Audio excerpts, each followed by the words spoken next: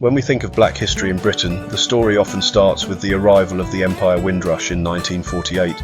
But black people have been part of Britain's story for centuries, long before Windrush, stretching back to Roman times and the Age of Empire. Their presence is woven deep into the nation's fabric, from Tudor courts to bustling 18th century ports. Africans, both enslaved and free, lived, worked and contributed to British society for generations. Yet this history has been overlooked, buried beneath myths and selective memory. The transatlantic slave trade brought not just goods but people directly into the heart of Britain. Black history is British history, integral, complex and essential to understanding who we are. By uncovering these hidden lives, we reveal a richer, more honest national story. Africans were present in Britain as early as the Tudor period, serving in royal courts and port cities. John Blank, a black trumpeter, performed for Henry VIII, his image still visible on the Westminster tournament roll.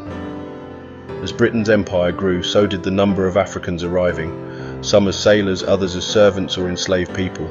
By the late 1700s, thousands of black people lived in cities like London, Liverpool and Bristol, the epicenters of the slave economy.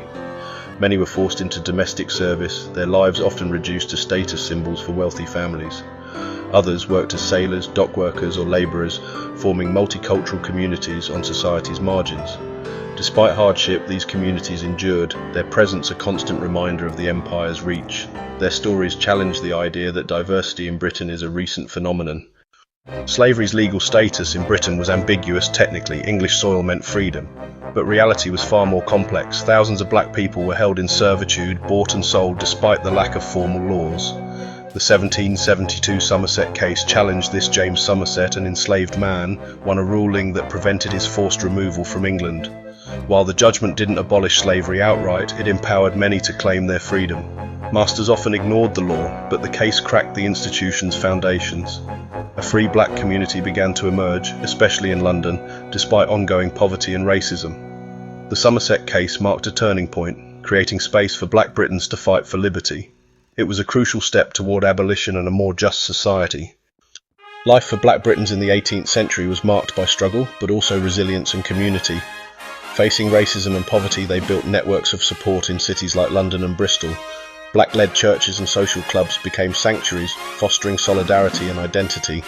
Figures like Ignatius Sancho and Olaudah Equiano rose to prominence, Sancho as a writer and voter, Equiano as an abolitionist author. Their achievements inspired others and fueled the fight against slavery. These pioneers contributed to British culture, economy and the abolition movement. Their determination challenged racist ideologies and laid the groundwork for future generations. Black Britons were not just survivors, they were builders of British society. For too long, the stories of early black Britons have been sidelined or forgotten. After abolition, Britain recast itself as a champion of freedom, erasing its deep involvement in slavery and the lives of black communities within its borders. This amnesia fuels the myth that black history here is recent, disconnecting people from their own past. To build an inclusive society, we must reclaim these lost histories and recognise black Britain's enduring presence.